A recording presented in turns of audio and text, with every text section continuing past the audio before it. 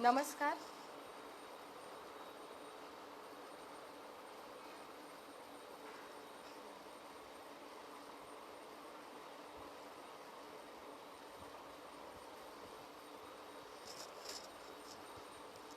नमस्कार.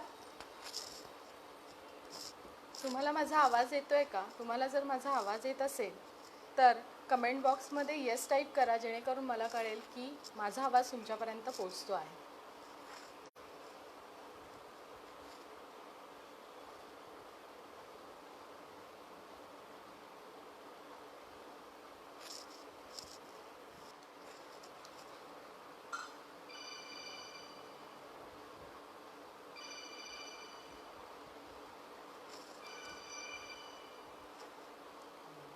तुम्हाला मी दिसते आहे का?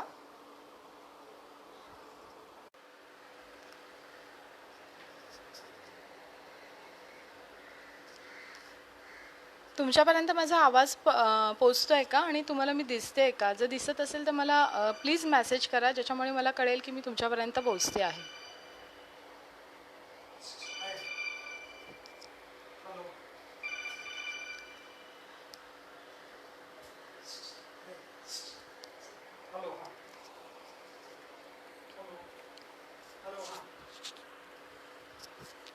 गुड. थँक्यू. पुन्हा एकदा नमस्कार. मी अश्विनी तुपे. मी Koregaonkar Facebook page woman empowerment series 9मध्ये तुमच्या सर्वांचं स्वागत करते आहे. मित्रांनो, सर्वप्रथम या इतक्या छान प्लॅटफॉर्म उपलब्ध करून दिल्याबद्दल आणि मला माझ्या क्षेत्रासंबंधी या प्लॅटफॉर्मवर बोलण्याची संधी दिल्याबद्दल मी श्री साईनाथ अवसरे आणि मी कोरेगावकर फेसबुक पेज यांची खूप खूप आभारी आहे. मित्रांनो, आपल्या आजच्या विषयाचं नाव आहे, तुम्हाला माहीत असेलच की डेटा रिकव्हरी. तर या विषयाला जाण्यापूर्वी मी माझी थोडक्यात ओळख करून देते. पुन्हा एकदा मी अश्विनी निलेश तुपे. HRC ही माझ्या कंपनीचं नाव आहे. HRC ही गेले कित्येक वर्ष डेटा रिकव्हरी या क्षेत्रात कार्यरत आहे. आम्ही तुमचा स्टोरेज मीडिया जसं पेनड्राईव्ह आहे, हार्ड डिस्क आहे, मेमरी कार्ड आहे, डिजिटल कॅमेरा आहे, त्यानंतर तुमचे मोबाईल्स आहेत आणि वेगवेगळ्या प्रकारचे सर्व्हर्स आहेत, जसं नास सर्व्हर झालं, रेड सर्व्हर झालं, जे कॉर्पोरेट्समध्ये यूज होतात. अशा सगळ्या स्टोरेज मीडियामधून तुमचा करप्ट झालेला डेटा सक्सेसफुली रिकवर करतो. अगदी जळालेल्या आणि पाणी गेलेल्या डिव्हाइसमधून देखील आत्तापर्यंत आपण डेटा रिकव्हरी केली आहे. ग्लॅक्सो, ताज हॉटेल, त्याच्यानंतर कॅपिटल फर्स्ट, आपलं ITC हॉटेल्स यांसारखे नामांकित कंपन्या आमची रेग्युलर सेवा आम्ही त्यांना देत आहोत. तर मित्रांनो, आजचा विषय जो आहे डेटा रिकव्हरी, तो घेण्यासाठी मी एका स्टोरीने 3 स्टोरींनी सुरुवात करते, 3 केस स्टडीजनी सुरुवात करते, ज्या आम्ही आमच्या क्षेत्रात काम करताना अनुभवल्या आहेत.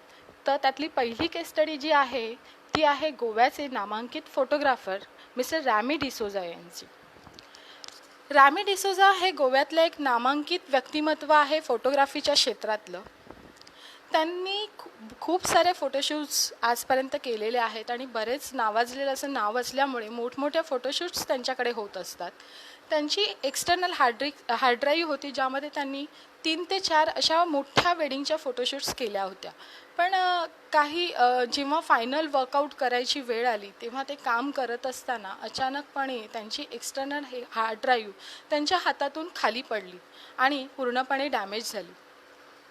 आता बॅकअप तर नव्हताच, त्यामुळे करायचं काय? डेटा लॉस झाला होता. काय करायचं कळत नव्हतं. त्यांच्या मनामध्ये प्रश्नांची खूप घालमेल चालू होती. नक्की आता काय होणार? कारण काय असतं की आपण समोर काम घेतलेलं आहे, सगळं केलेलं आहे आणि एवढ्या मोठ्या मोठ्या वेडिंगचं शूट केलेलं आहे, त्यामुळे कस्टमरच्या प्रश्नांना तोंड देण्याची वेळ आली होती. काय करावं सुचत नाही. म्हणतात ना मित्रांनो की कसं असतं ना, घटना ह्या अघटित असतात, कधीही कोणाबरोबरही काही होऊ शकतं. याचं ताजं उदाहरण म्हणजे आत्ता आपल्यासोबत जे चाललं आहे, आपल्यासोबत जो करोना वावरत आहे, हे म्हणावं लागेल. कारण आपण कधीही इमॅजिन केलं नव्हतं की करोनासारखा कोणता तरी व्हायरस आपल्या आयुष्यात येईल आणि आपलं लाईफ 360 डिग्रीपर्यंत चेंज होईल. तसंच काहीचं त्यांच्या बाबतीतही झालं.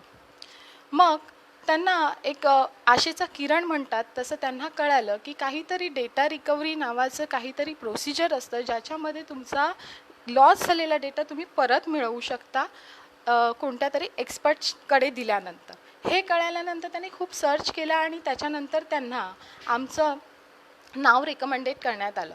त्या आमच्याकडे मुंबईला आल्यानंतर त्यांची सगळी आम्ही ॲनालायझिंग केलं, हार्ड ड्राईव्हचं सगळं केल्यानंतर त्यांना आम्ही त्यांचा डेटा परत मिळवून दिला डेटा रिकव्हरीच्या माध्यमातून. त्यांना जेव्हा डेटा दिला तेव्हा त्यांच्या तोंडावर त्यांच्या जी स्माईल होती, डेटा मिळाल्याचं जे समाधान होतं ते आमच्यासाठी खूप महत्त्वाचं होतं.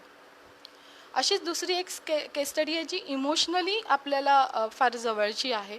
एक गृहस्थ आमच्याकडे आले त्यांचा हार्ड ड्राईव्ह घेऊन की तोही असाच प्रकारे डॅमेज होता. त्यांनी आम्हाला सांगितलं की मला कोणत्याही परिस्थितीत हा हार्ड ड्राईव्ह तुम्ही करून द्या, कितीही पैसे घ्या, काही करा, पण मला हा झालाच पाहिजे. आम्हाला थोडंसं क्युरिओसिटी निर्माण होऊन आम्ही त्यांना विचारलं की असं काय आहे याच्यामध्ये, क्षुल्लक फोटोज आणि व्हिडिओज तर आहेत. तर म्हणाले की माझे वडील आत्ता सध्याच एक्सपायर झाले आणि त्यांच्या सगळ्या आठवणी, त्यांच्या सगळ्या व्हिडिओज, सगळे फोटोज याच्यामध्ये आहेत. हा जर डेटा डिलीट झाला आणि हा जर आठवणी मला मिळाल्या नाहीत तर माझे वडील माझ्या लाईफमध्ये नसणार आहेत. आणि ती फार इमोशनल टचिंगची गोष्ट होती आणि ती आम्ही मनावर घेतली आणि खूप गांभीर्याने त्यांचा डेटा त्यांना परत मिळवून दिला. डेटा दिल्यानंतर त्यांच्या मुखावर जे आम्हाला समाधानाचा, कृतज्ञतेचा भाव दिसला ना, तो आमच्यासाठी खूप मोठा ठेवा होता. यानंतर तिसरी जी केस स्टडी आहे ती म्हणजे टाटा हॉस्पिटलचे अँकॉलॉजिस्ट डॉक्टर प्रथमेश पै यांची. त्यांच्या सगळ्या मोठ्या मोठ्या सर्जरीज, त्यांच्या सगळ्या केस स्टडीज, त्यांचे सगळा जो त्यांनी केलेला आत्तापर्यंतचा रिसर्च आहे, स्टडी आहे, तो त्यांनी सगळ्या त्या लॅपटॉपमध्ये त्यांच्या स्टोअर केला होता. आणि टेक्निकल गोष्टीमुळे त्यांचा डेटा क्रॅश झाला होता. आम्ही देखील तेवढ्याच गांभीर्याने ती गोष्ट घेतली, कारण त्या हार्ड ड्राईव्हमध्ये सगळ्या पेशंटचे रिपोर्ट्स होते, सगळं काही त्या पेशंटचं त्यामध्येच होतं. त्यामुळे अल्टिमेटली त्यांचा डेटा लॉसचा परिणाम त्यांच्या पेशंटवरही होणार होता. त्यांना वेळेवर सेवा पुरवली जाणार नव्हती. म्हणून ही गोष्ट फार गांभीर्याने घेऊन अगदी 2 दिवसाच्या आत आम्ही त्यांना डेटा रिकव्हरी करून दिली. मित्रांनो, ह्या केस स्टडीज सांगण्यामागचं कारण म्हणजे डेटा बॅकअप असणं आपल्यासाठी किती महत्त्वाचं आहे हे मला सांगायचं होतं. मृत्यूनंतरचं लाईफ कसं असतं हे आपण इमॅजिन करू शकत नाही, पण आजकालच्या टेक्नॉलॉजीच्या जगात आपण आपल्या जिवंतपणीचे व्हिडिओज, फोटोज, त्याच्यानंतर काही आठवणीज आपण स्टोअर करून ठेवू शकतो. त्याला कदाचित आपण मृत्यूनंतरचं जीवन असं म्हणू शकतो, कारण आपल्यानंतर कोणीतरी आपल्याला जिवंत बघत असतं त्या आठवणींमधून. ही फार मोठी गोष्ट आहे. पण समजा तुमच्या ह्या आठवणी, तुमचा हा डेटा लॉस झाला तर काय करणार? कारण तुमचा सर्वात महत्त्वाचा भावनिक खजिना, तुमचा आर्थिक सुरक्षा, तुमची नॉलेज बँक, या सगळ्या गोष्टी या साठवणीत असतात. आणि हा जर डेटा लॉस झाला तर तुमचं आयुष्यच संपल्यासारखं होतं, लाईफ कुठेतरी थांबल्यासारखं होतं. पण आम्ही HRCमध्ये तुमचा हाच डेटा तुम्हाला जिवंत करून देण्याचं काम करतो. म्हणूनच मी आजच्या सेशनचं नाव ठेवलं आहे लाईफ आफ्टर डेटा लॉस. मित्रांनो, मगासपासून मी डेटा रिकव्हरी हा शब्द वापरला, पण डेटा रिकव्हरी म्हणजे नक्की काय हे आता आपण थोडक्यात जाणून घेऊ. आपला मेंदू हा आपला शरीराचा मुख्य भाग आहे. त्याच्यावर आपल्या सगळी सिस्टीम कार्यरत असते, बरोबर आहे. आपल्या मेंदू जसजसं आपल्याला कमांड देतो तसतशी आपली बॉडी हालचाल करत असते. त्याचप्रमाणे तुमच्या कम्प्युटरचा मेंदू म्हणजे तुमची हार्ड डिस्क, याच्यामध्ये तुम्ही तुमचा सगळा डेटा स्टोअर करता. पण कधीतरी काही ह्युमन एररमुळे म्हणा, किंवा ॲक्सिडेंटल फॉर्मॅटिंगमुळे म्हणा, किंवा एखाद्या सॉफ्टवेअर प्रॉब्लेममुळे म्हणा, व्हायरस अटॅकमुळे म्हणा, तुम्हाला हा डेटा कुठेतरी गमवावा लागतो. आणि हा डेटा परत आणण्याची जी टेक्निकल प्रोसिजर आहे त्याला म्हणतात डेटा रिकव्हरी. आता डेटा रिकव्हरी कोणाला गरजेची आहे? तर सगळ्यांनीच डेटा रिकवर करावा का? ते नाही. ज्यांच्याकडे बॅकअप ऑलरेडी आहे त्यांना डेटा रिकव्हरीची आवश्यकता पडत नाही. पण ज्यांच्याकडे बॅकअप नाही त्यांना डेटा रिकवर करणं खूप गरजेचं पडतं, जर त्याच्यामध्ये तुमचा डेटा फार महत्त्वाचा असला तर. आता हे सगळं झाल्यानंतर डेटा रिकव्हरी सेंटरला तुम्ही गेल्यानंतर एक सर्वसाधारण प्रोसिजर काय असते याच्याबद्दल मी तुम्हाला माहिती सांगेन. तर तुम्ही डेटा रिकव्हरी सेंटरला गेल्यानंतर प्रथम तुमचा जो स्टोरेज मीडिया आहे तो कलेक्ट केला जातो. त्यानंतर त्याचं ॲनालायझिंग होतं. ॲनालायझिंग म्हणजे काय, तर त्याच्यामध्ये नक्की काय प्रॉब्लेम झाला आहे, कितपत प्रॉब्लेम आहे, काय डॅमेज आहे, त्या डॅमेजची लेवल काय आहे, त्याच्यानंतर त्याला रिकवर करण्यासाठी किती टाईम लागणार आहे, किती कॉस्ट होणार आहे, या सगळ्या बाबी ॲनालाइज करून एक रिपोर्ट जनरेट केला जातो आणि तो तुम्हाला दिला जातो.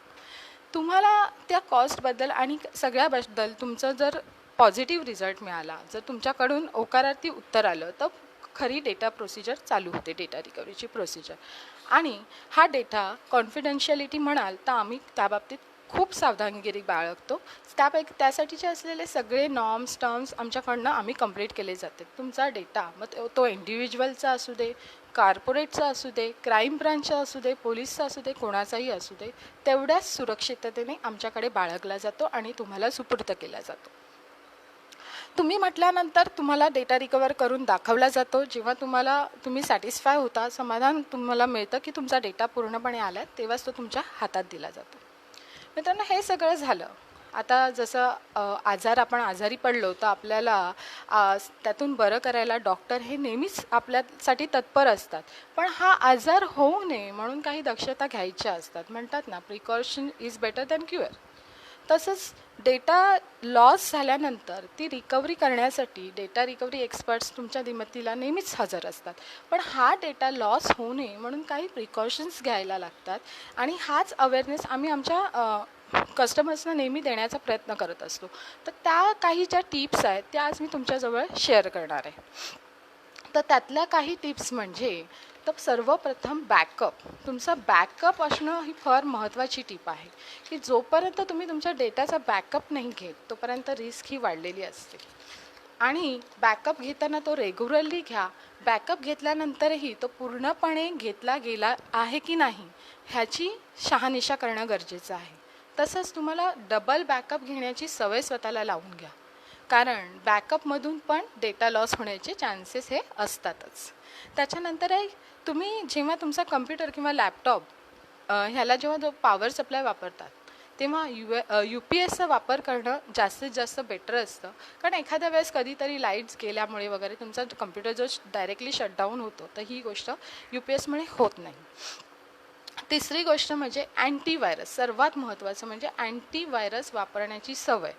नेहमी अँटीव्हायरस तुमच्या कम्प्युटरमध्ये असलाच पाहिजे.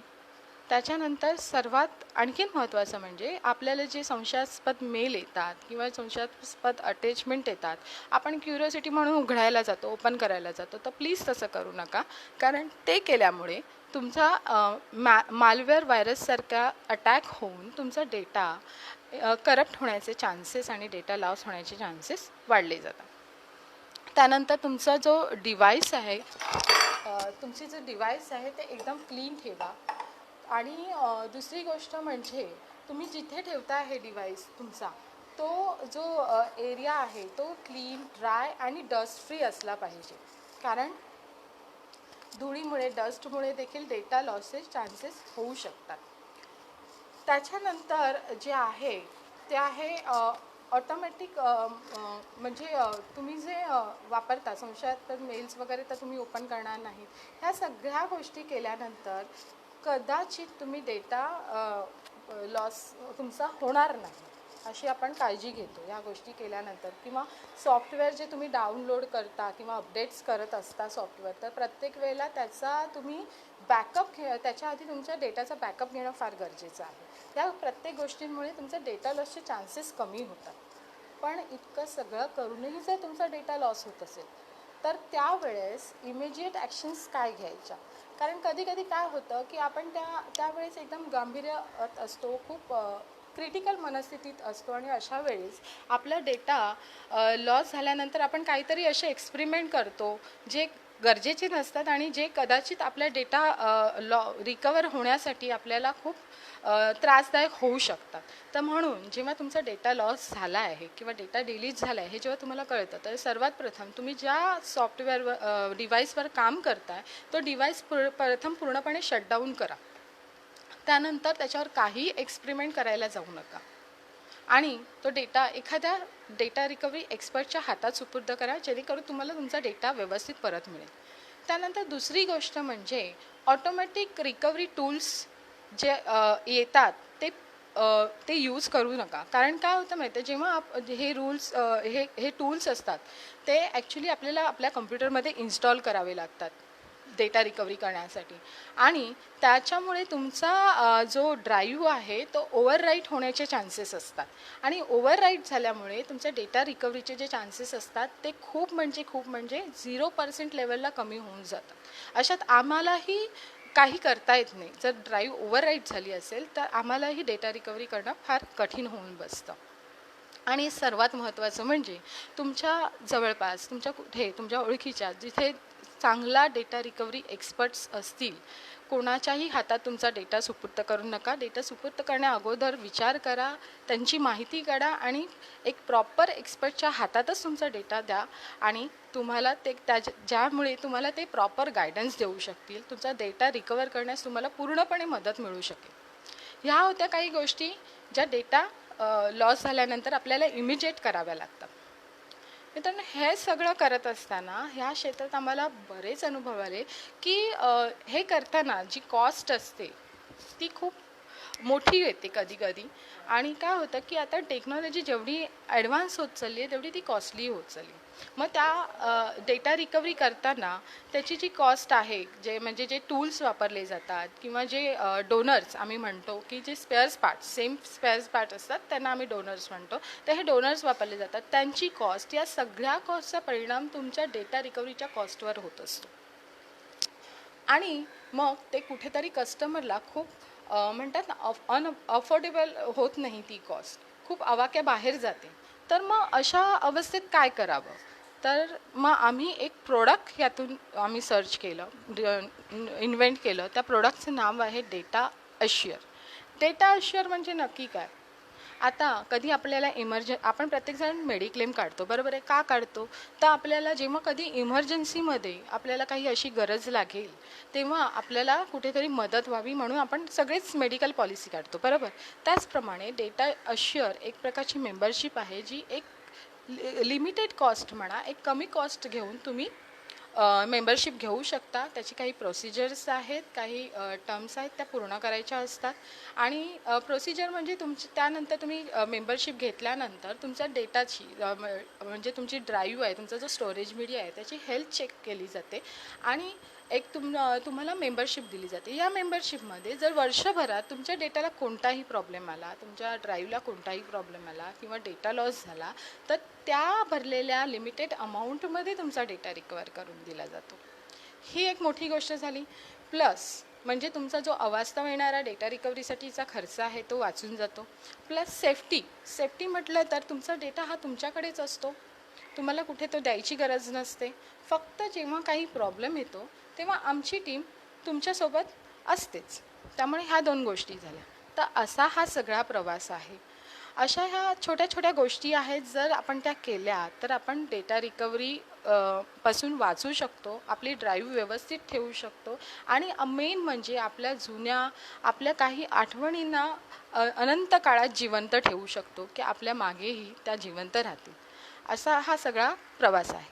तर मित्रांनो, अशाच तुमच्या काही डेटा रिलेटेड काही तुम्हाला प्रॉब्लेम्स असतील, काही तुमच्या क्वेरीज असतील, काही समस्या असतील आणि तुमचे वेगवेगळे प्रश्न असतील, तर तुम्ही नक्कीच आम्हाला, आमची वेबसाईट आहे www.hrcmumbai.com आणि आमचा ईमेल ID आहे hrcmumbai@hotmail.com. याच्यावर तुम्ही नक्कीच आम्हाला संपर्क साधू शकता. आम्ही नेहमीच तुमच्या प्रश्नांची उत्तरं द्यायला आणि तुमच्या समस्या सोडवण्यासाठी तत्पर आहोत.